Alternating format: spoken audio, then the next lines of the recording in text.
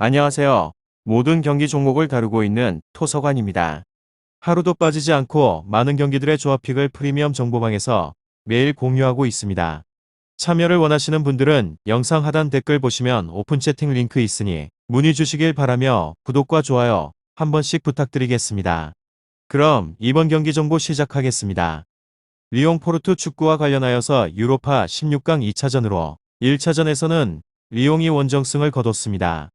리옹은 난적 포르투 원정에서 승리를 거두며 유로파리그 무패를 이어갔습니다. 포르투가 포르투갈 리그 최강팀이자 챔스의 단골 손님으로 나서는 등 강팀이었기에 고전이 예상이 됐지만 기분 좋은 승리를 거뒀습니다. 브라질 국대 2선의 공격수이자 팀의 에이스로 나선 파케타가 결승골을 뽑으며 팀을 유리한 고지로 이끌었습니다. 비록 주말 리그 경기에 있어서 렌에 패배를 하였지만 최근 페이스는 나쁘지 않은데 매 경기 골이 나오고 있고 파브레와 덤벨레, 카더웨어 등이 활발한 움직임을 보이고 있습니다. 다음으로 포르투는 원정에서 승리를 해야 하는 상황입니다. 원정 다득점이 없어진 이번 시즌이기에 무조건 승리를 해야 8강으로 갈 수 있습니다. 때문에 적극적인 공격 경기로 나설 것이며 리그에서 스포르팅과 벤피카 브라가 등 라이벌 팀들을 제치고 1위를 달리고 있기에 선수 기용에 대한 부담도 없습니다. 타레미와 에바니우송 마르티네스와 갈레노 등이 풀타임을 소화를 할 수 있고 우리베가 중원에서 팀을 중심을 잡아줄 것 같습니다. 리옹 포르투 이 두 곳에 있어서 포르투가 공격적으로 나설 것 같습니다. 리옹이 무리를 하지 않고 수비적으로 경기 운영을 할 것이기 때문에 저득점이 유력하기도 합니다. 결과에 있어서는 접전을 예상하고 있는데 리옹은 은돔벨레와 카콜의 멘데스 등 볼 소유의 강점이 있는 중앙 미드필더진을 대거 기용을 해서 중앙에서 밀리지 않을 수 있습니다. 포르투가 오타비어와 페페 등 측면 돌파에 강점이 있는 선수들이 있기는 하지만 에메르송을 필두로 측면 수비가 가동될 것이기에 리옹이 원하는 1진 1퇴의 공방전을 이어갈 것 같기도 합니다.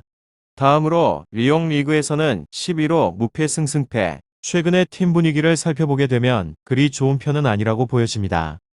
지난 5번의 경기에서 2승 1무 2패라는 다소 아쉬운 성적을 기록 중에 있으며 특히나 직전에 렌과의 경기에 있어서는 홈임에도 불구하고 2대 4완패를 당하게 되었습니다. 공격에서는 확실하게 성과를 내긴 하였지만 수비에 대한 불안 문제가 그대로 드러났던 경기입니다. 이번 경기 역시나 홈이긴 하지만 다소 불안함이 느껴지는 이유이기도 합니다. 이곳은 현지의 스쿼드의 수비진에 있어서 다수가 부상으로 이탈을 해버린 상황입니다. 루케바가 건재를 하긴 하였지만 데나이어와 보아텐 같은 주축의 자원들이 모두 이탈을 하게 되었고 로테이션 자원이라고 하는 디오망대 선수마저 부상으로 빠지게 되었습니다.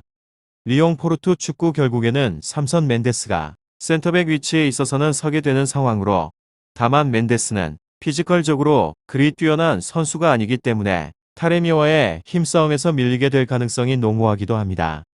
1차전에 있어서는 포르투가 다소 투박한 모습을 보이게 된 덕분에 무실점에 성공을 하였지만 포르투가 더 적극적으로 면모를 보이게 된다는 이를 제어를 하는 데에 있어서 다소 어려움을 겪게 될 것 같기도 합니다.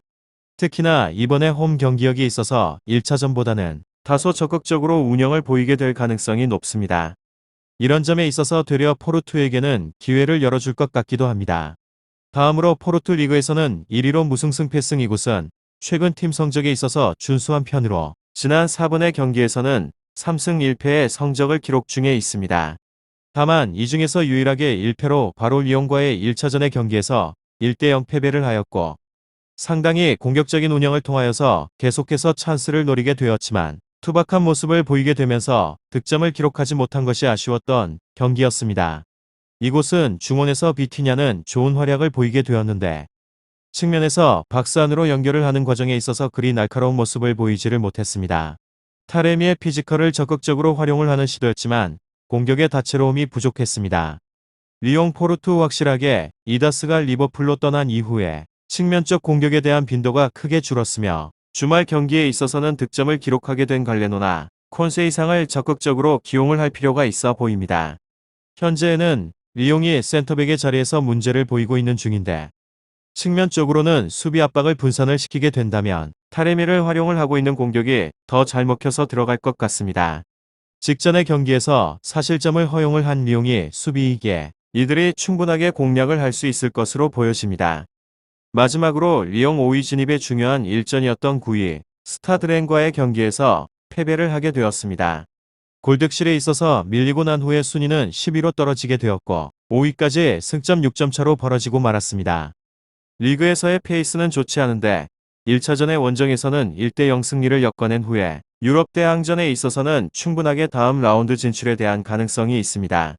그리고 포르투 리그에서는 무패 우승까지 노려보는 중입니다.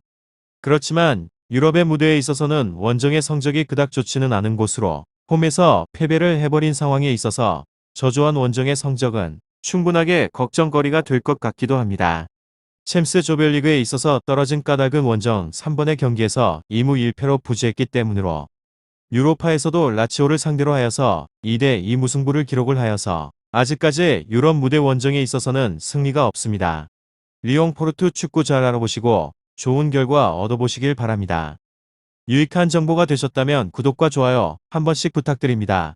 그리고 최종 조합과 정답치는 항상 프리미엄 정보방에서 항상 공유하고 있으니 참고해 주시고 이번 영상 마무리하겠습니다.